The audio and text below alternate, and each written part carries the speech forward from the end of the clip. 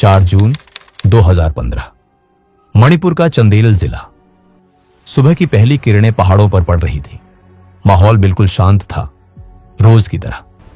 6th Dogra regiment का एक काफिला अपनी रूटीन ड्यूटी पर निकल चुका था। गाड़ियों में बैठे जवानों के लिए यह एक आम दिन था। कोई अपने घर की यादों में खोया था तो कोई हंसी मजाक में वक्त काट रहा था।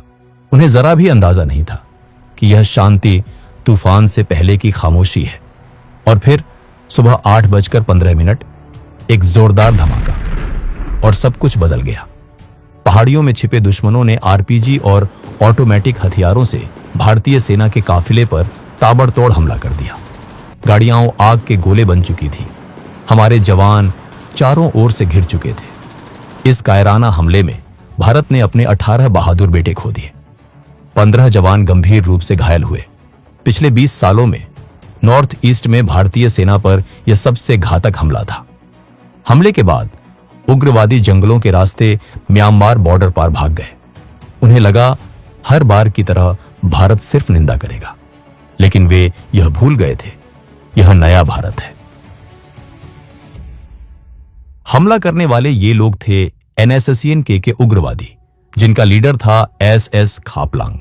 इनका ठिकाना था म्यांमार के घने जंगल। भारत और म्यांमार की सीमा 1600 किलोमीटर लंबी है, जहां जंगल इतने घने हैं कि दिन में भी सूरज की रोशनी जमीन तक नहीं पहुंचती। यही इन दुश्मनों का सबसे बड़ा हथियार था। ये भारत में घुसते, हमला करते और वापस म्यांमार में अपने सुरक्षित कैंप्स में छिप जाते। इन्हें पता था कि अंतर्राष्ट्रीय कानूनों की वजह से भारतीय सेना बॉर्डर पार नहीं करेगी। लेकिन दिल्ली में इस बार माहौल अलग था। 18 जवानों की शहादत ने देश को हिला दिया था। प्रधानमंत्री नरेंद्र मोदी, NSA अजीत डोभाल और army chief general Dalbir Singh Suhag के बीच एक हाई लेवल मीटिंग हुई। कमरे में सन्नाटा था, लेकिन इरादे फौलादी थे। 2 रास्ते थे। पहला, डिप्लोमेसी का रास्ता, जो सालों से काम नहीं कर रहा था, और दूसरा, बदला। फैसला लिया गया, ऑपरेशन हॉट परस्यूट का। आदेश साफ था, घर में घुसकर मारो। लेकिन यह कोई आसान मिशन नहीं था। अगर एक भी जवान पकड़ा जाता तो अंतर्राष्ट्रीय स्तर पर भारत की बदनामी तय थी। इसीलिए हारने की कोई गुंजाइश नहीं थी। इस नामुमकिन मिशन के लिए चुना गया भारत के सबसे घातक योद्धाओं को 21 पैरा स्पेशल फोर्सेस। इन्हें वाघ नख भी कहा जाता है। जंगल वॉरफेयर में इनका कोई मुकाबला नहीं। मिशन को लीड करने की जिम्मेदारी दी गई मेजर नेक्टर संजन बाम को। 70 जांबाज कमांडोज की एक टीम तैयार की गई। दुश्मन को चकमा देने के लिए एक बेहतरीन प्लान बनाया गया।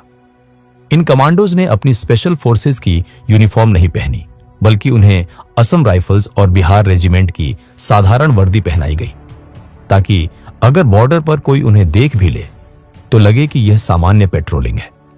7 जून की रात यह मौत का दस्ता अंधेरे में गायब होने के लिए तैयार था।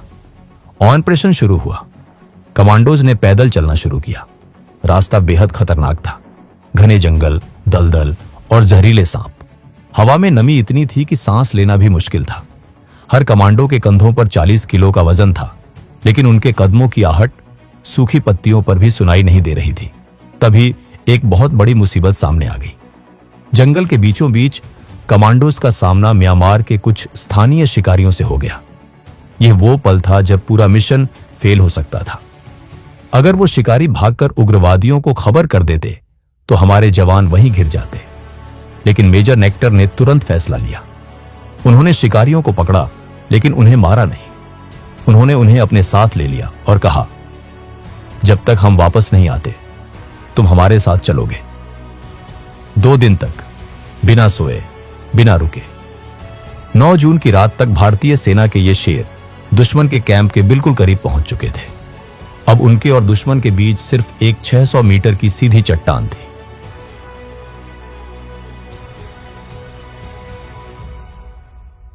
रात के 2 बजे कमांडोज ने अपनी पोजीशन ले ली थी। अब इंतजार था सुबह के 4 बजने का, जिसे मिलिट्री में गोल्डन आवर कहते हैं, जब नींद सबसे गहरी होती है। घड़ी की सुई जैसे ही 4 पर पहुंची, मेजर नेक्टर ने रेडियो पर कोड वर्ड बोला और फिर जंगल की शांति चीखों में बदल गई। सबसे पहले रॉकेट लॉन्चर्स ने उग्रवादियों के संतरी पोस्ट को उड़ा दिया। धमाके की गूंज के साथ ही पैरा एसएफ के जवानों ने गोलियों की बारिश शुरू कर दी। दुश्मन को संभलने का मौका तक नहीं मिला। कुछ उग्रवादी तो अपनी बंदूकें तक नहीं उठा पाए। कैंप में अफरा तफरी मच गई। जो भागने की कोशिश कर रहा था उसे 21 पैरा के स्नाइपर्स ने वहीं ढेर कर दिया। सिर्फ 40 मिनट, जी हां, सिर्फ 40 मिनट के अंदर भारतीय सेना ने दुश्मन के 2 बड़े कैंप्स को श्मशान बना दिया। रिपोर्ट्स के मुताबिक उस रात 38 से ज्यादा उग्रवादी मारे गए। जिन्होंने हमारे 18 जवानों को मारा था उनका हिसाब सूद समेत चुका दिया गया था। लेकिन काम अब भी पूरा नहीं हुआ था। दुश्मन के घर में घुसना मुश्किल था, लेकिन वहां से जिंदा वापस निकलना और भी ज्यादा मुश्किल। अब म्यांमार की आर्मी और बचे हुए उग्रवादी अलर्ट हो चुके थे। वापसी के रास्ते में बारूदी सुरंगें बिछी हो सकती थीं, लेकिन 21 पैरा एसएफ की ट्रेनिंग और अनुशासन ने उन्हें बचाया।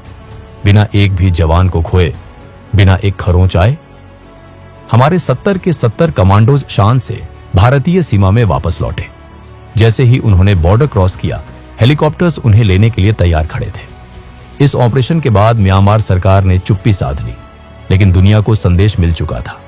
यह ऑपरेशन सिर्फ एक बदला नहीं था, यह एक ऐलान था। ऑपरेशन हॉट परस्यूट ने यह साबित कर दिया कि भारत अब मार खाने वाला देश नहीं रहा। अगर देश की सुरक्षा की बात आएगी तो भारत सरहदें पार भी करेगा और दुश्मनों को खत्म भी करेगा। यही वो ऑपरेशन था जिसने आगे चलकर उरी सर्जिकल स्ट्राइक और बालाकोट एयर स्ट्राइक की नींव रखी। आज हम नमन करते हैं उन 18 शहीदों को और सलाम करते हैं 21 पैरा एसएफ के उन शूरवीरों को जो तूफान बनकर गए और इतिहास बनकर लौटे। जय हिंद।